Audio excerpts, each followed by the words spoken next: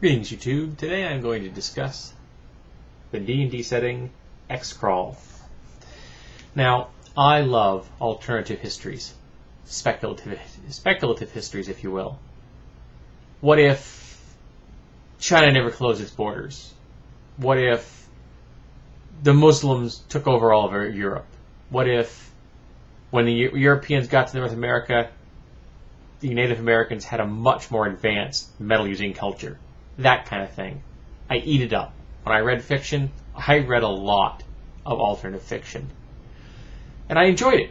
I have a number of gaming products in my collection that are based on alternative history, and this is one of them. The premise is that the Roman Empire never fell. Magic works.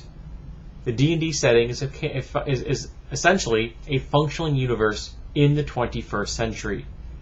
North America was founded and is controlled by the Roman Empire. And the most popular sport in that entire empire is the dungeon crawl. Imagine American gladiators, except you get real weapons, you have to fight real monsters, and you can really die. The basic premise is reality TV taken to the nth degree. The characters can start off small in the amateur league, where they use non-lethal weapons and they don't actually end up getting killed. And as they gain some reputation and they get some sponsors, they can move into the semi-pro category. And eventually, if things go well for them, they can move into the professional league of adventurers. They travel from place to place, and they go into pre-designed dungeons which have full commentators, cameras, girls in scanty-clad outfits, the whole 9 yards. Now, I'm not a big lover of modules, but this game almost requires it, because you need at least to see one of them to get even an idea how to properly set up a completely artificial dungeon for a group of adventurers, with green rooms for them to take a break in, with distinct levels, with goals, with plots to keep them going from one spot to another spot. These have to be much more orchestrated. It's very theatrical. It's television. And it's not your average dungeon crawl. Because of that, it has a much different feel and pacing. The universe is not ours because the Romans don't have the same level of freedom. We don't have the same level of civil liberties. Slavery still exists. Non-human humanoids have almost no rights, and pretty much the only time they're allowed anywhere is in the dungeon settings, and they're there to be an opponent for the characters. So it'd be very difficult to play a half-orc, for example. That would be pretty much unheard of. So it would be very much an outsider. Everyone's going to be playing one of the more traditional races of the elves, the halflings, gnomes, dwarves, or humans. But it is a very rich setting. It's well presented. It's an interesting take on the whole concept of the ultimate campaign, which is dungeon crawling. You're literally going from city to city to go into a dungeon to make money. But you don't just get money. You get prizes.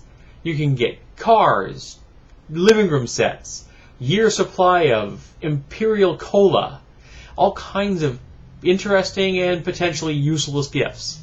Think of any game show you've ever watched, and these are the kind of prizes your character can earn in this game.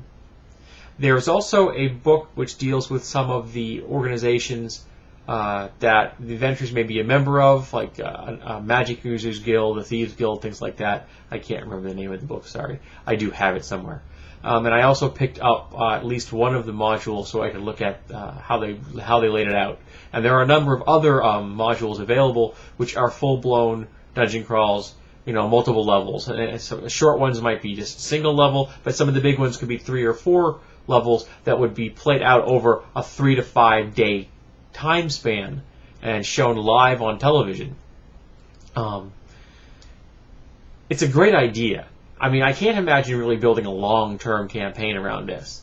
but I can definitely see doing a short-term campaign or taking the campaign outside the dungeon crawl because you want to make the changes in the world to make things better for the player characters. Maybe you want to lead a revolution, so you could use this as a jumping off point with your fame from dungeon crawling to begin to move into politics, which would take the game in a completely different direction, of course, but it wouldn't necessarily be a bad thing. I would like to play this. I haven't had a chance to. I would like to play this just for the fun of doing a couple of dungeons, like a short-term, say, 5-city tour. That might be really fun to do that. You could probably do it over the course of 10 sessions, maybe, and then you're done and you move on to somebody else. You can even use doing rotating GMs, where you could have a number of cities equal the number of players in your group, and each player runs one of the city dungeons, which is a great idea. Also, some of the people that run the dungeons become famous. They're dungeon masters. And they become famous because sometimes they're not human. It's the time for the monsters to strike back at the humans. So they become famous because they have certain styles, certain flair. They're known for killing adventurers in a particular way.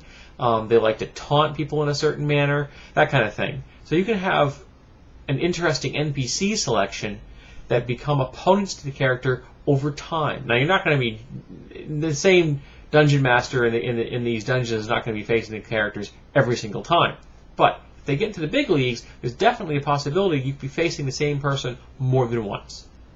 So if you like a very narrow but interesting campaign idea, I definitely think you should check out Xcrawl. I really enjoyed the read. It was a fun little, potential Roman Empire what if. And it's a really nice modern take, game show style dungeon crawl. It's definitely worth a read.